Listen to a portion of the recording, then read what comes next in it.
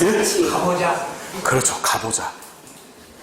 여러분, 저는 개인적으로 그렇게 생각합니다. 시험 자체가 큰 의미를 갖고 있는 게 아니라 시험 과정 중에, 시험을 준비하는 과정 중에 우리가 우리 자신을 테스트해 보는 거예요.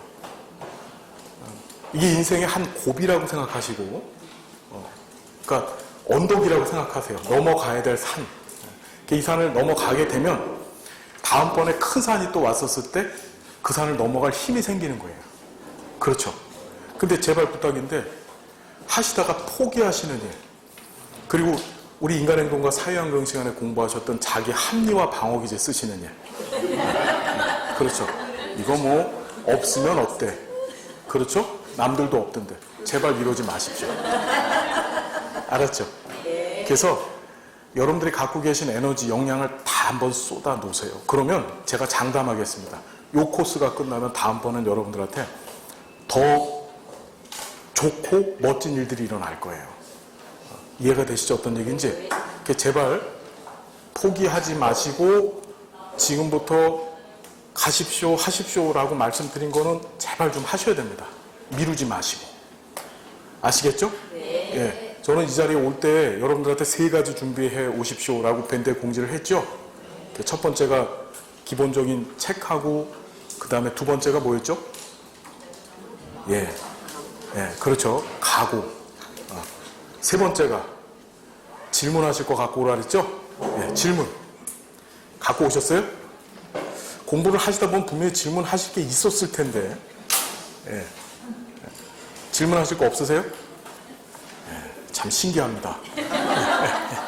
다 이렇게 공부를 금방 다 마치시고, 질문할 것조차 없이 완벽하게 다 마스터를 해갖고 오신 걸로 전 믿어도 될까요?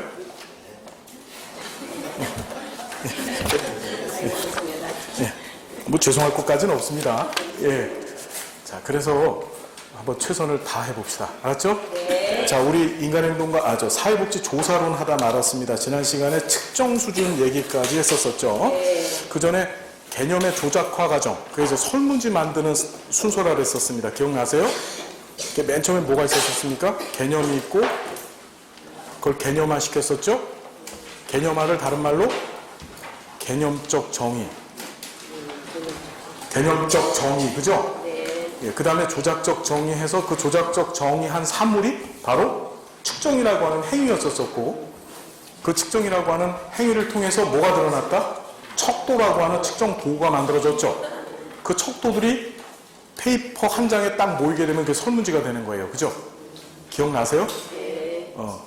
그 설문지 만드는 절차 우리 공부하셨었고, 자, 측정 수준 얘기를 지금부터 하겠습니다. 우리 설문지를 보시면은 설문지는 뭘로 구성되어 있어요? 척도로 구성되어 있는 겁니다. 그렇죠. 근데 그 척도를 유형에 따라서 4가지로 구분해 본 게 측정 수준이라는 거예요. 자, 측정 수준, 척도를 어떻게 했다? 유형에 따라서 4가지 형태로 구분해 봤다. 그것이 첫 번째가 명목. 명목 수준의 측정. 자, 다시 한번. 측정이라는 건 행위라 그랬죠. 행위. 그러니까 명목 수준의 측정이라는 것은 명목 수준만큼만을 어떻게 측정하는 행위다, 이런 뜻이고, 그 행위를 수행하기 위해서 명목 수준의 척도를 만든 거예요. 척도는 도구입니다. 이해되시죠? 네, 측정은 행위고. 됐어요? 그래서 명목이 있고, 서열이 있고, 등간이 있고, 비율이 있죠. 순서 꼭 기억합시다. 다시. 명목, 서열, 등간, 비율. 자, 측정의 수준은 4가지 수준이 있고, 이 4가지 수준이 반영되어져서 4가지 형태의 척도가 존재하는 거예요. 다시.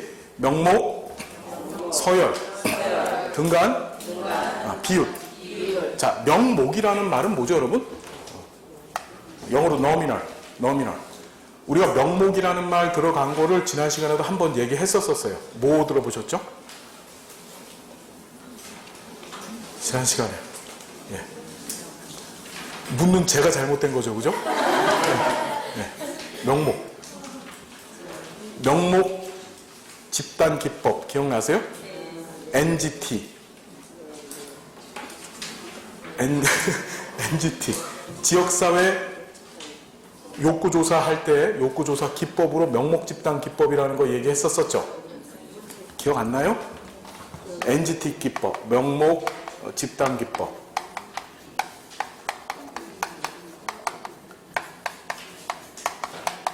너미널 그룹 테크니크라고 해서 이거 공부했었었죠? 안 했었어요? 이게 뭔가요?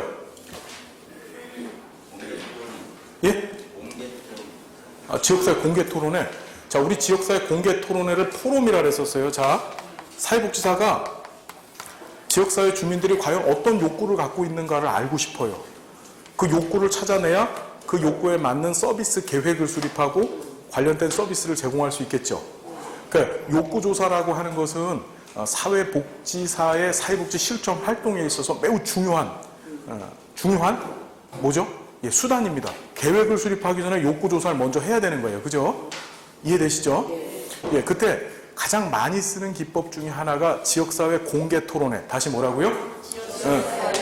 자, 지역사회 공개토론회라는 겁니다. 이 공개토론회라는 거는 다른 말로 우리가 쉽게 포럼이라고 하죠. 포럼. 이 포럼을 지역사회 공개토론회라고 하는 거예요. 이건 어떻게 진행이 되냐면은, 자, 우리 이런 거 봤을 거예요. 자, 단상이 하나 있고 여기 사회자가 있고, 자, 단상에 전문가들이 모여요. 해당 분야의 전문가들이 모입니다. 그래서 이 사람들 주제 발표를 하는 거야. 그럼 사회자가 그 컨트롤을 합니다. 어떤 교수님 해당 내용에 대해서 주제 발표해 주세요. 또 어떤 교수님 주제 발표해 주세요. 라고 하죠. 그러면 여기는 누가 와 있느냐? 지역사회 주민들이 쫙 앉아 있는 거야. 지역사회 주민들이. 자, 지역사회 주민들이 첫 번째는 이 단상에 앉아 있는 사람들이 하는 얘기를 이 사람들이 들어요. 듣습니다. 아, 이게 이런 얘기구나. 그렇죠? 자, 이 사람들의 얘기가 끝난 다음에, 이 전문가들의 얘기가 끝난 다음에 뭐 하죠? 이 사회자가, 자, 그러면 이 얘기를 들으시고 지역사회 주민 여러분은 여기에 대해서 어떤 생각을 하십니까? 여러분들의 욕구는 뭐세요를 앉아있는 이 지역사회 주민들한테 묻는 거예요. 이해되시죠? 네. 이런 거를 무슨 방법? 지역사회 공개 토론회. 다른 말로? 포럼이라고 한다. 자, 그러면 이때 어떤 일이 벌어질까요? 손 들고서 여러분들이 이런 거 참여해 보셨죠? 네. 해보셨을 거예요. 이거 공청회라고도 하죠. 공청회. 네. 네. 공청회라는 것은 공개적으로 듣는 자리란 뜻이에요. 이해되시죠? 네. 자, 그러면 지역사회 주민들이 어떤 일이 벌어질까, 이 상태에서는? 그렇죠. 우리 지난 시간에 그 얘기 했었습니다. 뭐냐? 여기서 주민들 중에서 자기 의사 표현이 굉장히 강하고, 그러니까 쉽게 말하면 목소리 크고, 자기 주장 세고, 그렇죠. 예, 손 높이 들 수 있는 사람. 저요! 손 들어가지고, 저는 이렇게 생각해요! 막 소리 지르는 사람들. 이해되시죠? 이 사람들이 주축이 돼서 그 사람들의 욕구만이 반영될 가능성이 높죠. 그렇죠. 소심하고, 자기 주장력이 약하고, 가만히 앉아 계신 분들은 어떻게, 예, 여기서 자기 얘기를 할 수 있을까요? 없을까요? 못한단 말이에요. 그러니까, 지역사회 공개토론회, 이 NGT법, 이 포럼의 가장 큰 단점은 뭘까? 단점은 뭘까? 전체 주민들의 욕구가 반영되는 것이 어렵고, 여기서 지역사회 포럼에서 결정되어진 욕구가 외적 타당도가 있을까요? 없을까요? 시험에 나왔죠? 외적 타당도라는 게 무슨 말이에요? 지난 시간에 했잖아요. 내적 타당도, 외적 타당도. 내적 타당도는 뭐였죠? 인과관계 정도라 그랬죠. 내적 타당도. 기억나요? 네. 독립변수와 종속변수 간의 관계, 인과관계. 자, 인과관계 성립의 세 가지 조건을 미리 뭐라고 얘기했죠? 인과관계 성립의 세 가지 조건. 공변성. 이거 시험에 여러 번 나왔어요. 공변성, 시간적 우선성, 통제성. 외생변수 통제한다 그랬죠? 기억나요? 네. 여러분 부탁입니다. 공부 열심히 하셔야 돼요. 진짜 부탁드려요, 여러분. 예, 다시. 자, 다시 인과관계 성립의 세 가지 조건. 이거 17회 때도 시험 문제 나왔던 거예요. 세 가지 조건 뭐였었습니까? 공변성, 시간적 우선성, 통제성. 공변성이 뭐였죠? 독립변수가 변하면 종속변수도 같이 변해야 된다는 거예요. 함께 공짜에 변할 변자입니다. 그죠? 시간적 우선성은 뭐였죠? 원인이 되어지는 독립변수가 결과가 되어지는 종속변수보다 시간적으로 앞에 와 있어야 된다는 거죠? 원인이 있은 다음에 결과가 나와야 된다는 얘기예요. 기억나요?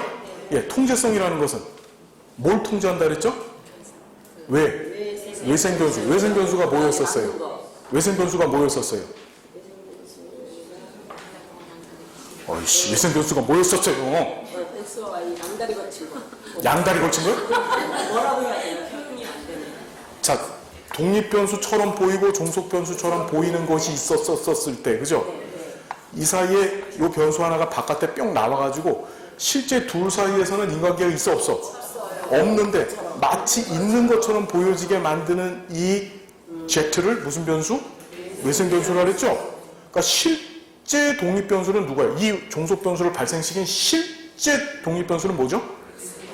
Z죠, Z. 얘가 진짜 독립변수가 되는 거죠? 그래서 시험 문제 나올 때 어떻게 나왔죠? 외생변수는 독립변수처럼 보이고 종속변수처럼 보이는 이 둘 사이의 관계를 우리가 가식적 관계라 했었습니다.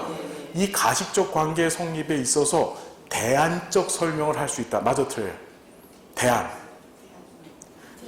원래 자, 얘가 정답이 아니고 얘가 답이죠? 얘가 대안이란 말이에요. 얘가 대안이에요. 그러니까 외생변수는 실제 독립변수처럼 보이고 종속변수처럼 보이는 이 가식적 관계에 있어서 실제 독립변수가 되는 거야. 즉 얘가 대안이 되면 실제 둘 사이 인간관계는 성립이 되는 거죠. 그러니까 대안적 설명을 할 때 이 외생변수를 끌어다 독립변수로 사용하면 된다. 안 된다? 된다. 이해돼요? 이해돼요? 안 돼요? 이거 시험에 나왔습니다. 대안. 됐죠? 예. 2주 지났어 지금. 예. 공부한 지 2주 지나서 지금 다 까먹었다는 얘기는 뭐죠 여러분? 우리 노인장교요양본법 1조 말씀드렸죠? 예. 그것도 안 되면은 과거 정신보건법의 혜택을 받을 수도 있어요. 예. 자, 다시 무슨 말인지 되시죠? 자, 내적 타당도는 뭐라고? 인과관계. 내적 타당도는 무조건 인과관계 탁 떠올라야 돼요. 다시 내적 타당도는 뭐라고요? 인과관계 정도. 즉 내적 타당도가 높다. 그럼 무슨 뜻이라 했어요? 아, 인과관계 정도가 높다. 내적 타당도가 낮다. 그럼 무슨 소리죠? 인과관계 정도가 낮다. 자, 두 번째 외적 타당도는 뭐였죠? 일반화 정도라 그랬죠. 일반화 정도. 기억나시죠? 즉 여기서 조사 연구한 결과를 가지고 어떻게 다른 대상들한테 적용해도 같은 값이 나오는 정도를 일반화 정도라 그랬죠? 기억나요? 자, 그럼 다시 일로 왔습니다. 이 토론 같은 지역사회 공개 토론회 같은 경우에는 외적 타당도가 높다 안 높다? 높을까 안 높을까? 낮자. 왜? 그렇죠. 소수의 주민들의 욕구만을 가지고, 그러니까 손 번쩍 들고서 소리 지르는 이 주민들이 호소한 욕구만을 가지고 전체 주민들의 욕구로 바꾸는 것이 쉽다 어렵다? 어렵다는 거예요. 그래서 NGT법의 가장 잘못된 점, 이 지역사회 공개토론회 또는 공청회 또는 포럼이라고 불려지는 이 기법의 가장 문제점이 뭐냐면 외적 타당도가 낮아서 주민들 전체 욕구를 일반화시키는 게 쉽다 어렵다? 어렵다. 정리됐죠? 시험에 나왔습니다. NGT의 가장 큰 단점 뭐라고? 외적 타당도가 낮다. 지금 무슨 얘기를 하는 거냐면 시험이 조사론, 지역사회, 복지론 막 섞어서 나와요, 요새는요. 그렇죠. 그러니까 전체적인 지식을 아우를 수 있어야 되고 다 이해할 수 있어야 돼요. 단편적으로 따달따달 외우는 게 중요한 게 아니고, 아, 이거는 이런 거구나. 우리가 공부하는 이 사회과학의 가장 큰 장점이 뭐냐면 용어 하나의 의미를 정확히 알면 그럼 나머지 것들을 유추해서 점점 살을 붙여 나갈 수 있다는 거예요. 그러니까 이 얘기는 다시 얘기하면 하나라도 정확히 알자는 거예요.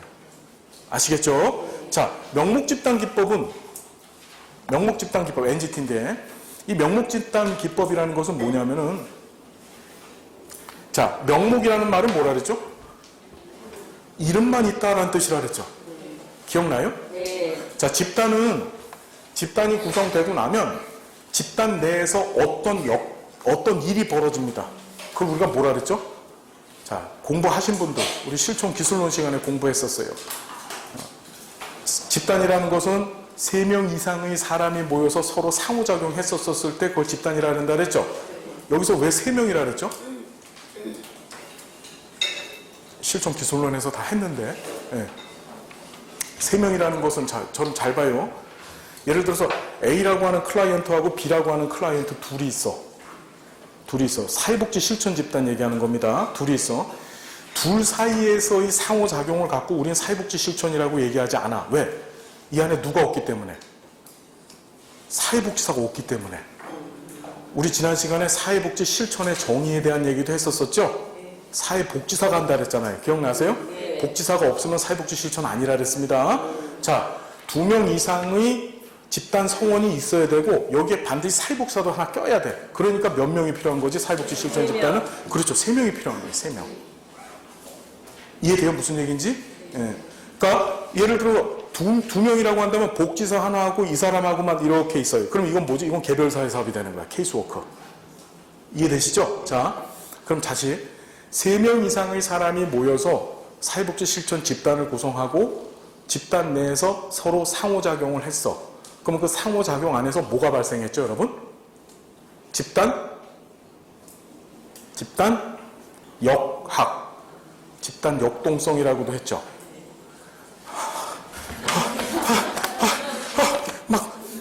마음이 불타오르고 있어 지금. 여러분 공부하셔야 돼 지금. 예. 내가 저 마음을 새롭게 잡았어요. 더 들들 괴롭혀야 되겠다는 생각을 지금 하게 됐는데, 예. 자, 우리 두 번째 책 159페이지.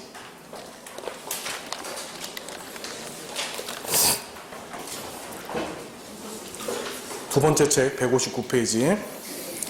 작년에도 시험 문제 나왔습니다.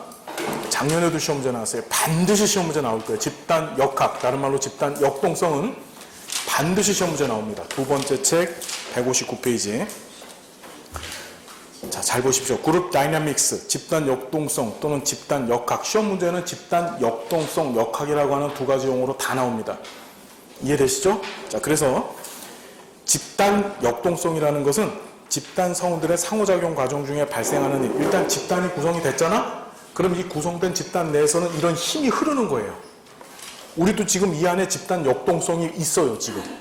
무슨 말인지 되십니까? 네. 자, 그래서 집단 대상 사회복지 실천 수행의 원동력이다. 예를 들어서, 그러니까 이 집단 역학을 이용해서 사회복사는 집단 사회복지 실천을 하는 거야.